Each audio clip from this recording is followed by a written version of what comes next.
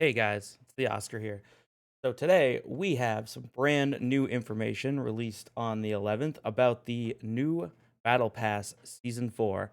So let's take a minute, let's take a look at this, and let's break it down so that we can figure this out together.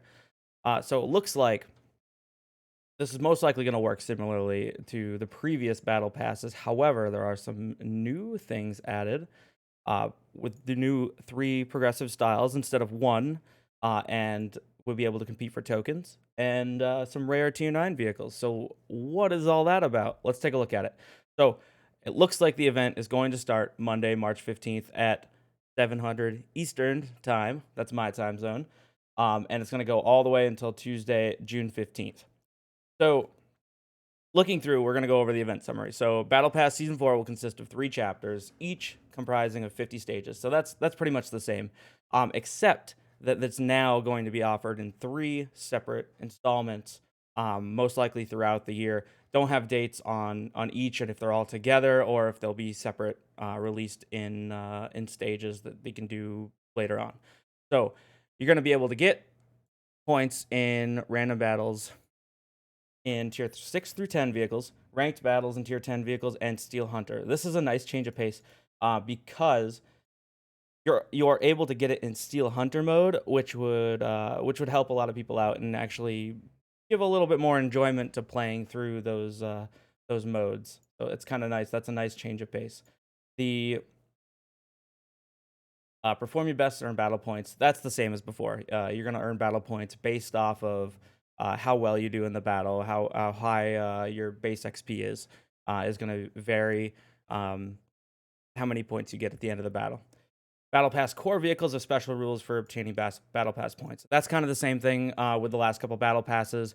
The tanks that were receiving the special 3D styles usually had a higher points cap, and that usually were able to make points a little bit faster with certain requirements fulfilled in the battle. So next up, for every stage completed, you'll earn valuable in-game base awards. Same deal, most likely blueprints and whatnot, but we'll get into that when we delve a little bit deeper into this. After completing each chapter of the season, you get a unique crew member. So that's awesome. So it's 3 unique crew members. No information on what kind of stats they have, but maybe it might show us a little down a little further. After completing each chapter of the season, you can get a unique crew member for that one. You'll be able to choose one of 3 progressive styles, 3 core for the 3 core vehicles at the beginning of each chapter. These brand new styles would change their appearance and receive a new 2D and 3D element when you complete certain progression stages. So what that means is as you complete, as you choose the tank at the beginning, I believe they're chosen for you. I think the first one is the 705A. But as you choose each of these 3 tanks at the beginning of the Battle Pass season, that camo will slowly transition into the final 3D camo as you complete through the Battle Pass, which is actually, I think, a really cool addition. It shows your progression through the Battle Pass. And they might actually show that threshold later down below. So you'll also receive tokens in which you can exchange for rare vehicles in special sections of the in-game store. So this is going to be a really interesting and controversial point to this video. So it seems like they took the reward vehicles from like say Steel Hunter and Frontline and kind of incorporated them into this bundle of content, I'm going to call it, so that we're going to be able to receive tokens. We're going to find out how we get those tokens, and yeah, we'll voice our opinion on that. So if you want to get even more rewards, you'll need an improved pass to get the prizes in the improved rewards track. It will be available for both gold and real money. So this is really important here. This is the same as before. However, it's going to work a little bit differently this time from some things that I've researched beforehand. But it's important, in my opinion, that it is available for both gold and real money. I think that is a very important aspect. Because it's going to allow people to have multiple avenues, and it's not just going to require a real money transaction to get that improved pass, similar to the way it was before. All right, so next up we have, all right, so this is a breakdown of the gameplay and earning points. So Battle Pass will consist of 3 chapters, each comprising of 50 stages. So each Battle Pass before was 50 stages. That's not really anything new, besides that they're breaking it up into 3 chapters. Will only be available for tier 6 to 10 vehicles to get points. That's the same as it was before. This is also looks to be the same as it was before. If you were in the top 3 by XP earned, you received 7 victory points towards the battle pass. If you were within the top 10 XP, you received 5. I believe that's the same as it was before. And then less points if you're on the top 3 in a defeat or draw, or in the top 10 in a defeat or draw. So you really want to be pushing for those wins if you want to complete this at a faster pace.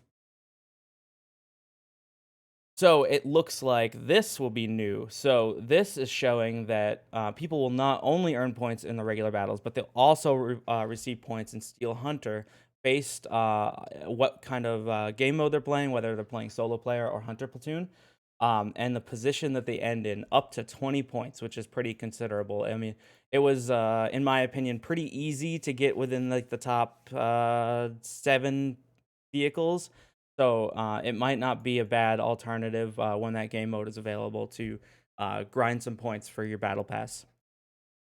And it's nice that they're giving the variety option so that you can make that choice on your own. All right, and in addition, there'll be 2 missions available in Steel Hunter, available once per day. When completed, each mission will bring you 20 more battle pass points. So that's really great. So daily missions to kind of incentivize to play Steel Hunter to give you those additional points. So that's a total of 60 points if you get first place and complete the missions. That's not bad. That's a pretty decent chunk of points.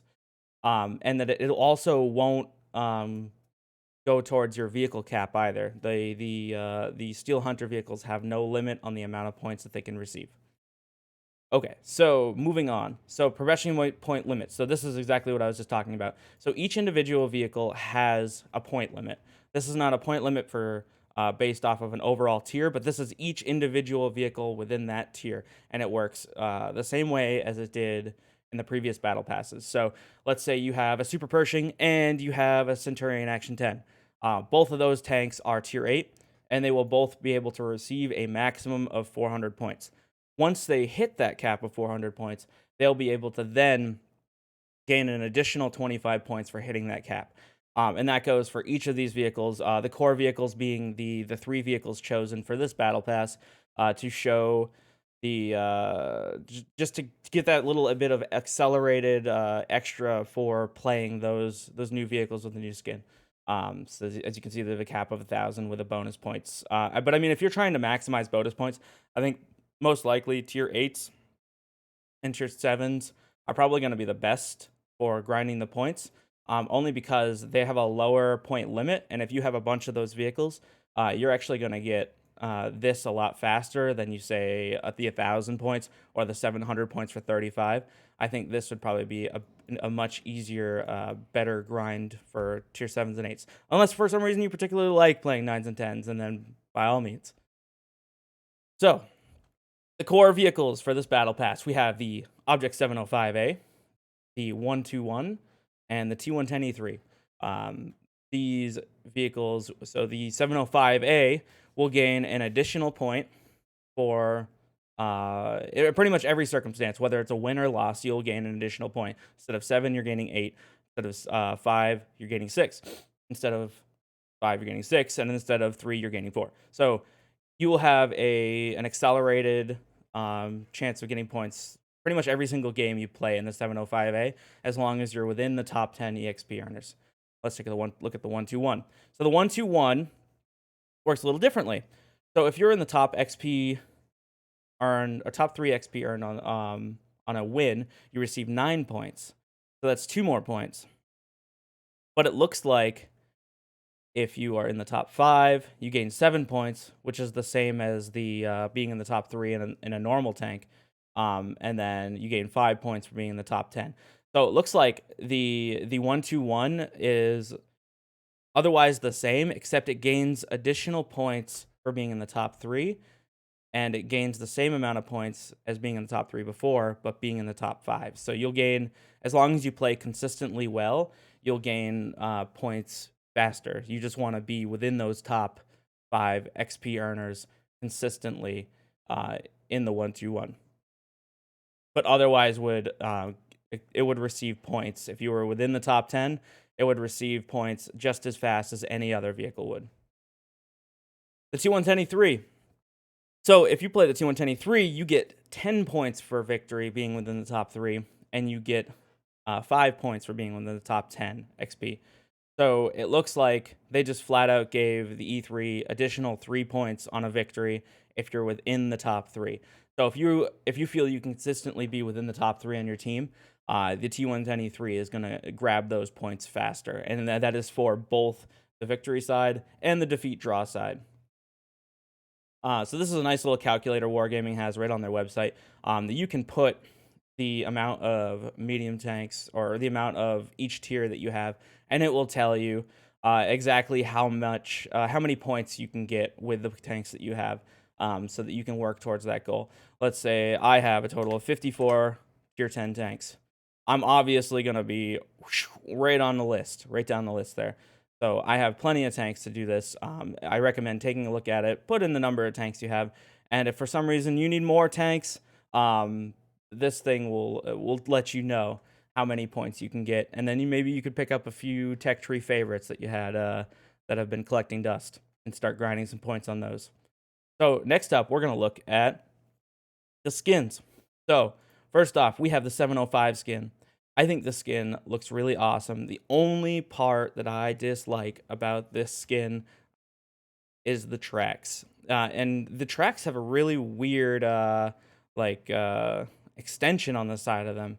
I don't know if people are going to be tricked into shooting into them. Experienced players definitely not, but that is just really interesting and looks really bizarre. But otherwise, I think that's a pretty cool camo. There's a lot of items on it. So next we have the 1-2-1. I think this one, in my honest opinion, is a little over the top. I think Wargaming did a bit too much with this one. I think the plow is too much. I think the tracks are too much.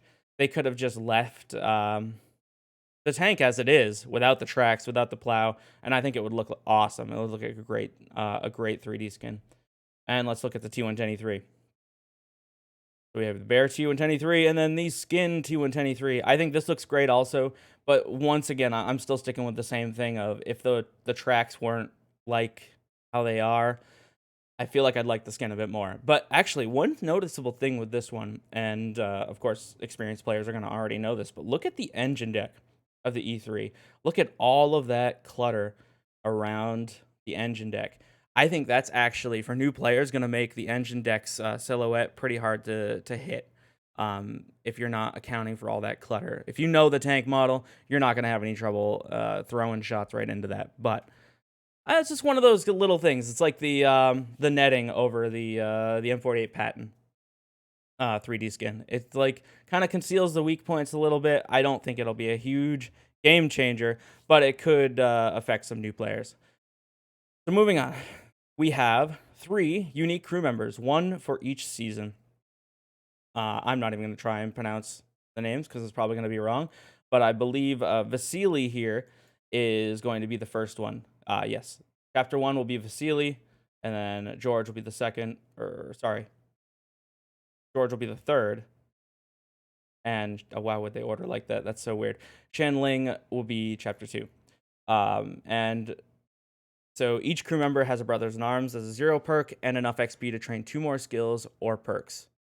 So that's pretty awesome. That is a really skilled commander or whatever position you're going to put them in. I'm not sure if they're going to be nation specific. You'll be able to select their nation and main specialization, so that's really great. So you'll be able to select their nation and select what specification they're what tank crewman they're going to be, and that's actually really great. So they're going to work a lot like a female crew member in that regards. So next up, we have a new piece of bounty equipment, and actually one of my becoming a more common favorite on a lot of my tanks, especially heavies and some mediums, is the improved aiming mechanism.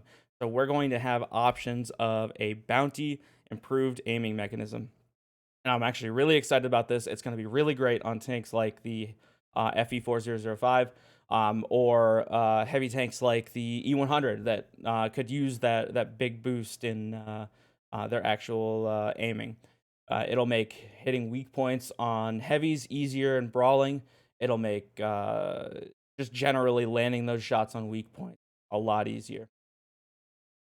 All right, so continuing on, we have the rewards for the battle pass. So as you can see, there are 50 stages, and it splits them into 3. So, and we of course have the improved rewards. So here are the list of rewards that you can get: up to 69 days of WoT Premium account, 8 million credits, bounty equipment up to 3, or up to 6 if you have the improved pass. Oh, sorry, and standard equipment up to 6, your choice. Bonds up to 3,000, and battle pass tokens up to 18. These are over the 3 seasons throughout the year. Garage slots up to 9, unique customization elements, unique universal 2D styles, 3 personal training manuals, 1 granting 850 XP to the selected crew member, personal reserves, blueprint fragments. These are great. Never going to turn those down. And up to 3 crew members with selectable nations and major qualifications, and other valuable rewards. So we have you have your improved reward and your base reward. So if you buy the improved pass after you've been playing for a while, you will receive these rewards retroactively. I don't feel you need to rush to buy the improved pass immediately once the event starts. And it looks like you will receive these tokens on the 10th stage, the 20th stage, the 30th stage, 40th stage, and the 50th, or not the 50th stage, but you will receive the bounty equipment and the style on the 50th stage. It looks like the other one's on the 45th stage. So almost every 10 stages you'll receive a token. But the catch is the tokens are also a part of the improved pass. So if you want to get all 18 tokens, you're going to need to get the improved pass each time, which some people have some mixed opinions on. We'll talk about that more when we get down towards what you can get with these tokens. All right, so here's a couple screenshots of the new 2D camo, some new elements, new decals, a new medal for completing all 150 progresses. So here's it. So we have new tanks that are going to be receivable by tokens. So we have the new Kunstpanzer, which has the hydropneumatic suspension and is a medium tank. Looks like a medium tank. I can't say that for certain. Yes, it is. German medium tank. And then we have a K91 PT, a Soviet Tier 9 reward tank destroyer with looks like a fixed hull. And then the 3 from the previous reward seasons, the Object 777 version 2, the Scharfutcher 4, and the AE Phase 1. These tanks will be available again for 9 tokens apiece. So through all 3 seasons, you can get 18 total tokens. So however you decide to use these tokens are up to you. But you only get the 18 if you buy the improved pass. Otherwise, if you don't, you will only get 9 tokens. So for 9 tokens, you can get one of the previously available reward tanks, either the Scharfutcher or the AE Phase 1, the Object 77 version 2. But if you want to get any of the new tanks, either the K91 PT for 12 tokens or the Kunstpanzer for 18 tokens, you will need the battle pass. The Kunstpanzer will require all 3 battle pass or improved battle passes. The K91 PT will only require 1 improved pass in order to get 12 tokens. So it looks like the improved pass is going to cost 2,500 gold. I think that's actually a really great cost for splitting it between 3 seasons. It ends up being more expensive, but honestly, there's a lot more content. The old battle pass went for 5,000 gold, and this would be a total of 2,500, 5,000, 7,500, which I don't think is really that egregious for the amount of content that it puts into this game. The really tough thing about this and the big controversy is that you're going to be able to purchase stages with gold after you after you buy the improved pass, which is rough because I mean that would basically say that you could immediately just buy a tier 9 reward tank, which is not completely the case because it would have to go through each of the 3 seasons and you wouldn't be able to buy it immediately. However, you would be able to just finish each battle pass by just paying money to the game. A lot of people feel this is tough. This is more of hiding tanks behind a paywall. And my personal opinion of it is these tanks you can get from playing the game. Yes, you do need gold for the improved pass. Most of the tournaments are available. There's always a handful of tournaments weekly. The prizes are always gold. It's very easy over a few weeks to grab around 2,000, 2,500 gold, which is which is the cost of the improved pass. Does it kind of suck that you need to get this improved pass in order to get one of the new reward tanks? Yeah, it does kind of.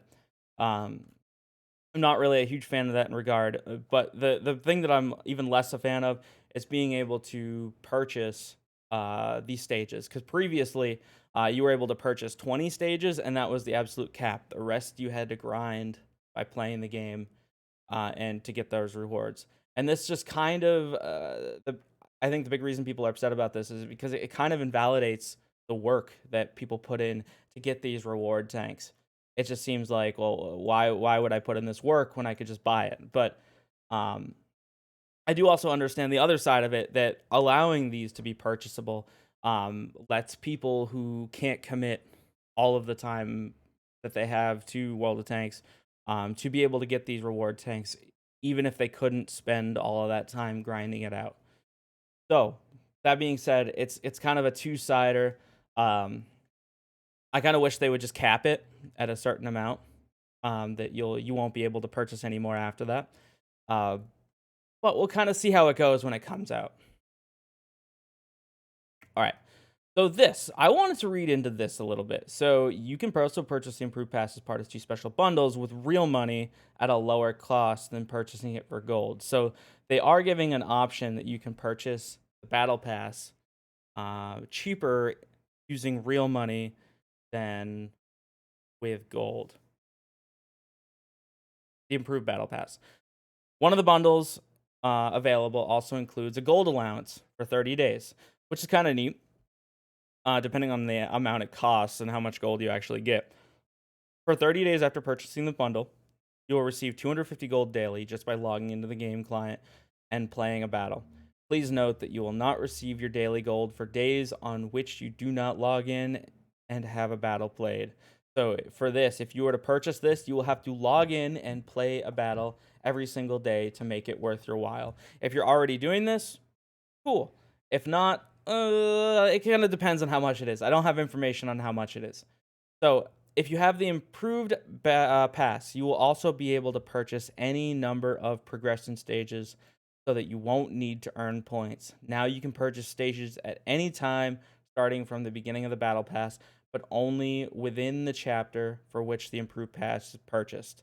If you purchase the improved pass for real money for the entire season, you will be able to purchase stages at any time for any chapter. See, that's the tough one. Is from way they have the way they have this worded. If you purchase the improved pass for real money, you will have access to purchasing stages at any time for any chapter. That I'm not a huge fan of because I guess we're gonna see this when it comes out, but if somebody were to theoretically purchase that and then with real money, they would then be able to buy out all of the stages for all 3 campaigns and just receive all of the rewards at once, including the reward tanks. Whereas if you don't, if you do it for gold, you will have to play through each. You'll have to buy the improved pass, and then you'll have to buy um, all of the stages at individual season if you were to pay for it with gold. a slippery slope. There's a lot of money involved with this event. It is a free to play game, but still, that is quite a lot. I guess we'll have to wait and see how much those bundles are going to be. I can imagine if it's all 3 seasons, with the improved passes, it's probably going to be pretty expensive. But we'll have to see when we get there. So that's kind of my opinion, my take of it, and my breakdown of all the information, which there is a lot of information here. And I appreciate you guys for hanging out. If you enjoyed the video, you found it insightful, go ahead and leave a like. I appreciate it. Helps me out.